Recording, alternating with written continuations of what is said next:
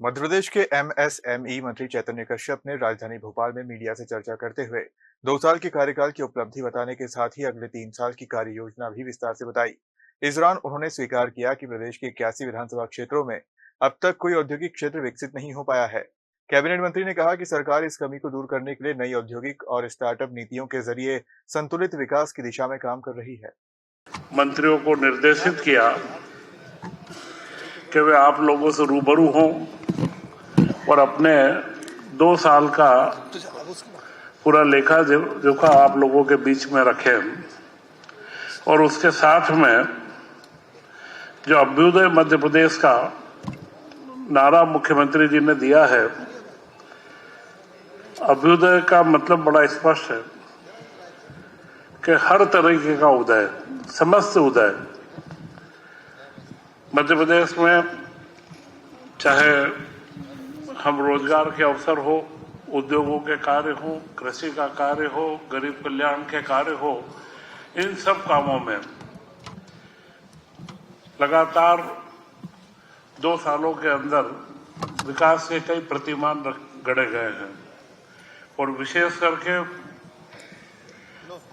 मेरे ऊपर जवाबदारी सूक्ष्म, लघु व मध्यम उद्योग की है और उद्योग को 2025 का उद्योग एवं रोजगार वर्ष के रूप में मनाया गया और उसे चिन्हित करके और इसका जो प्रारंभ हुआ वह एक नई शुरुआत थी। यह नई शुरुआत उज्जैन से की गई रीजनल इन्वेस्टमेंट समिट की और इसके बारे में अभी 25 तारीख को ही हमारे देश के गृह मंत्री अमित शाह जी ने मुख्यमंत्री जी की तारीफ भी करी कि जो वाइब्रेंट गुजरात में राजधानी में होता था और उससे गुजरात में इन्वेस्टमेंट का माहौल बना और इसके पश्चात मध्य प्रदेश के अंदर यह डॉक्टर मोहन यादव जी ने जो एक रीजनल इन्वेस्टमेंट समिट की जो कल्पना को लाए और इस कल्पना से 8 जगह पर रीजनल जगह पर हम लोगों ने समिट करे और 8 जगह के ऊपर इसका मुख्य लाभ था कि स्थानीय उद्यमियों को उद्यमिता की ओर आगे लाना और उनके बीच में देश के बड़े ख्यातनाम उद्योगपति भी, नए जिन लोगों को मध्य प्रदेश में इन्वेस्ट करना है उन लोगों को भी हमने बुलाया, जिससे वे हमारी क्षेत्रीय विशेषताओं को समझे कि मध्य प्रदेश में संपूर्ण क्षेत्र में और सर्वांगीण विकास की क्या कल्पना हो सकती है और वे कहां पर उस कार्य को कर सकते हैं। इसके बारे में पूरा इस समिट का हमको लाभ मिला। इस समिट में उद्योगों के लिए भी चर्चा हुई, स्टार्टअप के लिए भी चर्चा हुई। स्टार्टअप के बाद में माइनिंग हो, पर्यटन हो, जो अवसर निवेश के हो सकते हैं, चाहे स्वास्थ्य का क्षेत्र हो, आईटी का सेक्टर हो, सब क्षेत्रों के अंदर कार्य किया। परंतु इसका लघु उद्योग, सूक्ष्म लघु मध्यम उद्योग को बहुत बड़ा लाभ हुआ। वर्तमान में 8 इन्वेस्टमेंट समिट के बाद ग्लोबल इन्वेस्टमेंट समिट पहली बार भोपाल में आयोजित की गई और ग्लोबल इन्वेस्टमेंट समिट में एमएसएमई एवं स्टार्टअप समिट का एक विशेष सत्र अलग से आयोजित किया गया था, जिसमें देश के प्रसिद्ध ख्यातनाम स्टार्टअप के जो सफल हमारे स्टार्टअप करने वाले व्यक्तित्व हैं उनको बुलाया गया था और उन्होंने मध्य प्रदेश के युवाओं को प्रेरित और प्रोत्साहित भी करा।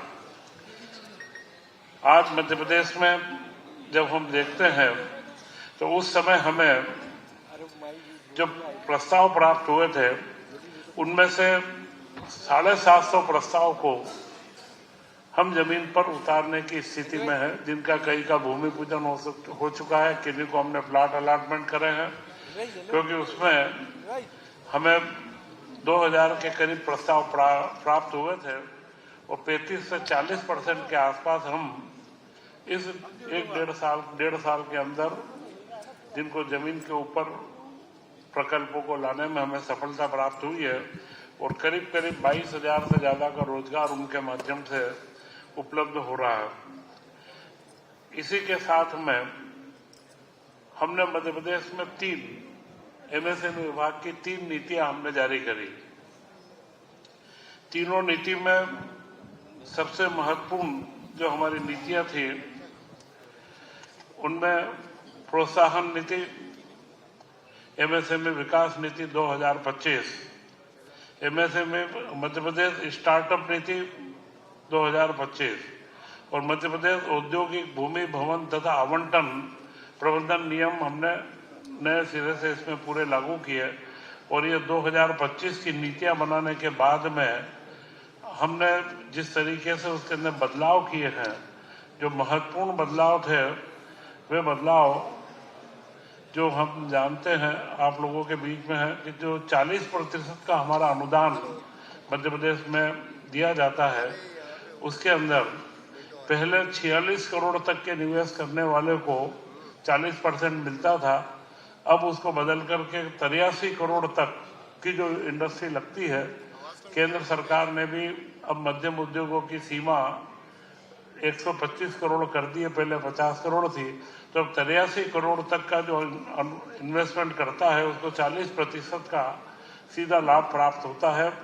और उसके साथ में अनुसूचित जाति और जनजाति को हमने पूरे मध्य प्रदेश के अंदर 1.2 का गणक दिया हुआ है। 1.2 के अंदर 48% सब्सिडी हम देते हैं, महिलाओं को भी उसमें हम 1.2 का गणक देते हैं। और इसी के साथ में ऐसे क्षेत्र चिन्हित किए हुए हैं कि जिनमें औद्योगिकरण की अति आवश्यकता है, उन क्षेत्रों के अंदर हम 1.3 का एक गणक अलग से देते हैं। इस तरीके से कुल 60% के आसपास का अनुदान तक कुछ क्षेत्रों के अंदर हम दे पाते हैं। परंतु इस नीति में हमने 2-3 महत्वपूर्ण परिवर्तन करे। वे महत्वपूर्ण परिवर्तन थे एमएसएमई को लिस्टिंग के लिए। मध्य प्रदेश में एमएसएमई के उद्योगों की लिस्टिंग की संख्या बहुत कम थी। वे हमने 5 के करीब तो अभी लिस्टिंग हो चुके हैं और हमारा टारगेट है कि हम मध्य प्रदेश के एमएसएमई के बड़े उद्योग तो लिस्टेड होते हैं, परंतु एमएसएमई के उद्योग भी स्टॉक मार्केट से फंड व्यवस्था करें। और उसमें हमने 40 लाख रुपए तक की सहायता का एक नवीन प्रावधान करा है कि जो एमएसएमई नेशनल स्टॉक एक्सचेंज में या बॉम्बे स्टॉक एक्सचेंज में लिस्ट होना चाहता है उसको हम लोग सहायता देंगे। इसी के साथ में अनुसंधान के लिए 25 करोड़ तक की हम सहायता दे रहे हैं कि मध्य प्रदेश की एमएसएमई के अंदर अनुसंधान की प्रवृत्ति बढ़े और वे अपने उत्पाद को विश्व स्तरीय बना सके। और उसमें जो खर्चा आएगा उसमें 25% तो अधिकतम हम 25 करोड़ तक का सहयोग उसके अंदर हम देंगे। इसी के साथ में लॉजिस्टिक एंड वेयर हाउसिंग यह मूलतः सेवा पर आधारित कार्य है, परंतु उद्योग से संबंधित है। तो इसके अंदर भी हमने एमएसएमई के बराबर उनको लाभ देने का प्रावधान किया है। और जो तकनीक का मैटर है, टेस्टिंग के लैब को हमने 20 लाख तक दिया है। इसी के साथ में एक महत्वपूर्ण जो मध्य प्रदेश के लिए के संदर्भ में महत्वपूर्ण बात है कि यहाँ से निर्यात, सामान्यतः निर्यात के लिए जो समुद्र के किनारे के क्षेत्र रहते हैं या प्रांत रहते हैं, उन प्रांतों के अंदर ट्रांसपोर्टेशन की कॉस्ट कम आती है। Madhya Pradesh land lock state है, चारों तरफ से हमारे पास कोई समुद्र नहीं है। तो यहाँ से हमारे जो मध्यम लघु उद्योग वाले हैं इनको या बड़े उद्योगों को भी हमने निर्यात की राशि दी, पर लघु मध्यम उद्योग को हमने अभी इसके अंदर करीब करीब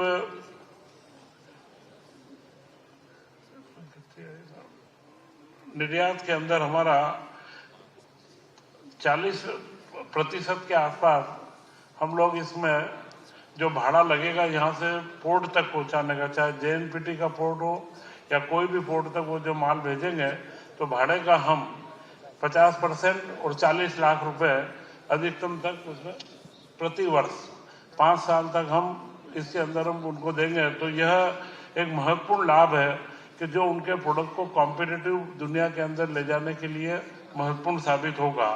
तो यह इसी नीति के अंदर ऐसे आपको बुकलेट भी उपलब्ध कराई है, उसमें कई महत्वपूर्ण मुद्दे हमने ये शामिल करे हैं। इसी के अंदर जो हमने पूरी स्टार्टअप की नीति बनाई है, स्टार्टअप की नीति में एक महत्वपूर्ण प्रावधान हमने करा है, वो प्रावधान है EIR का, एंटरप्रेन्योर इन रेसिडेंस।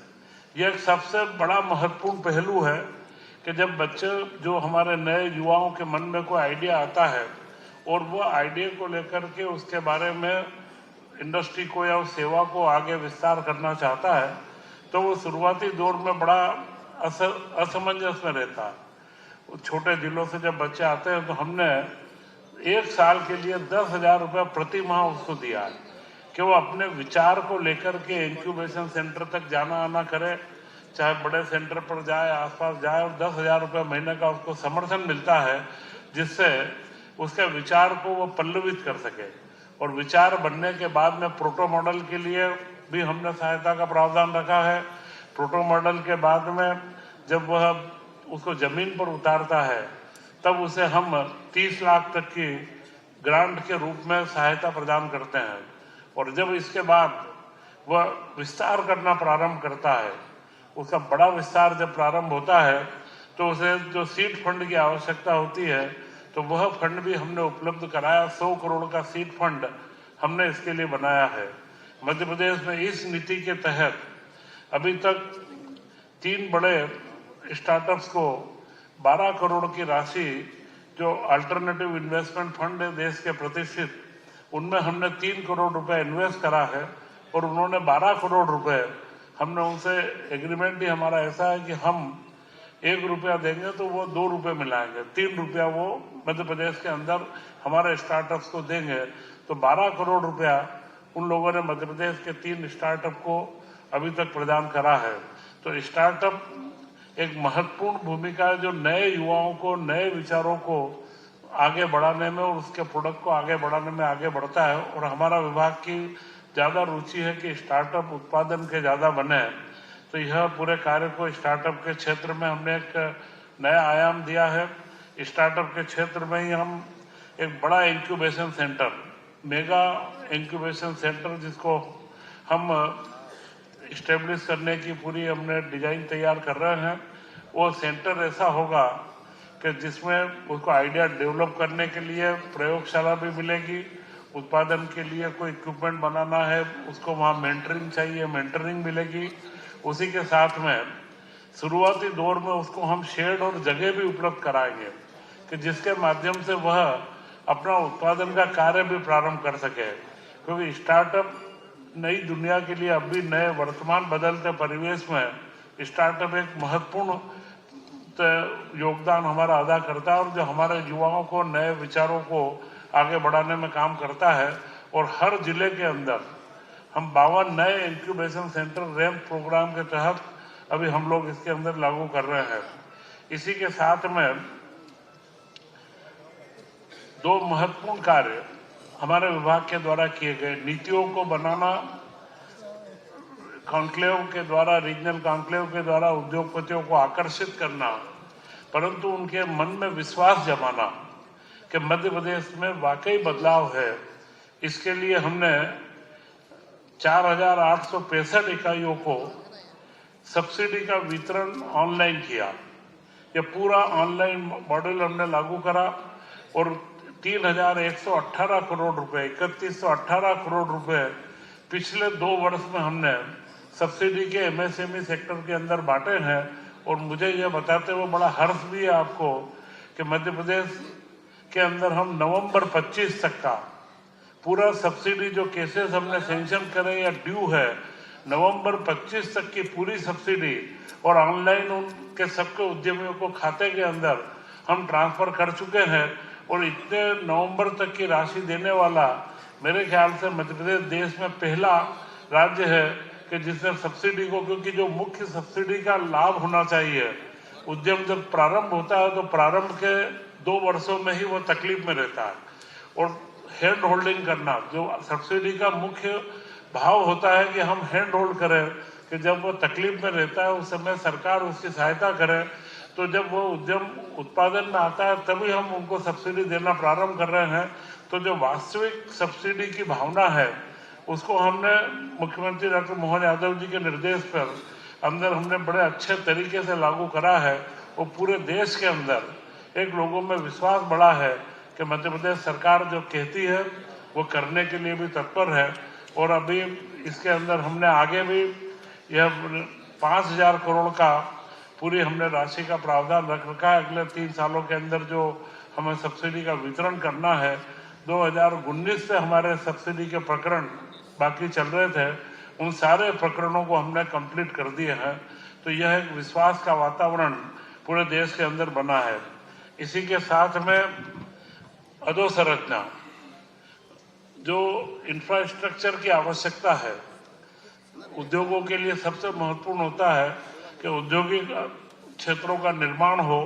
उसमें हमने पिछले 2 वर्षों में 1240 के आसपास भूखंड हमने 13 औद्योगिक क्षेत्रों के अंदर 1240 भूखंड हमने उपलब्ध कराए हैं। और अगले करीब करीब हमारे